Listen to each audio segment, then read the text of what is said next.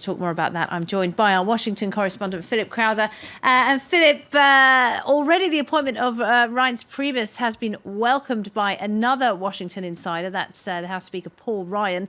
Is this a sign that Trump will, from now on, be reaching out to the party establishment?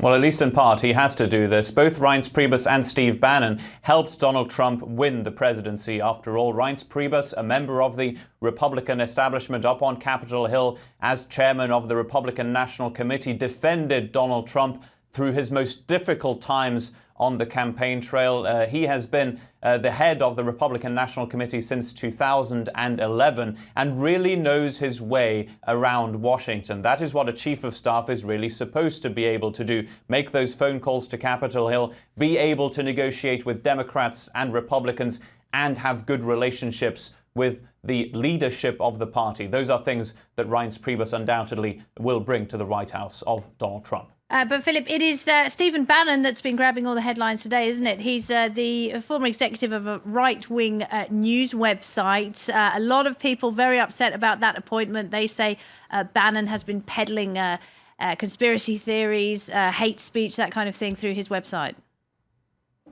Yes, and I think they would largely be right. Democrats are certainly ganging up on him today, saying that he not only peddles conspiracy theories, but is in fact a white nationalist anti-Semite. Those are some of the serious criticisms that Steve Bannon is getting right now from the left, from Democrats here in Washington.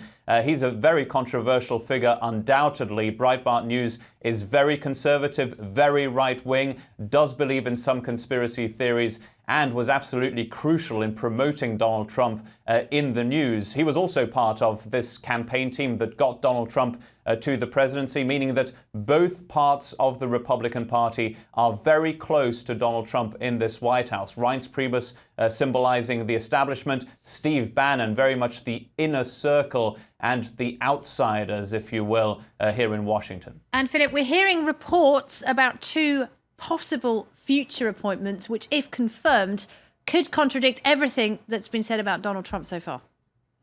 Yeah, it's very interesting. This tends to happen when the cabinet positions and high-ranking positions are set up by a new president. Everybody has to be pleased. And what the AP is reporting now is that the U.S. ambassador to the United Nations might be the very first openly gay man to get that position. And he's also looking at filling the vacant position as Republican National Committee chairman, or chairwoman in this case, by a woman for the first time. This position, of course, having been freed up by Reince Priebus becoming the chief of staff. What Donald Trump has to do, of course, is get those alienated groups back on his side. And that, of course, includes the LGBTQ community, though he says that gay marriage is here to stay. He said this in the 60 Minutes interview last night, but he alienated a lot of women on the campaign trail because of his comments about women, because of how he's treated women in the past. And that is where symbolic appointments like these, if indeed they are confirmed, come in.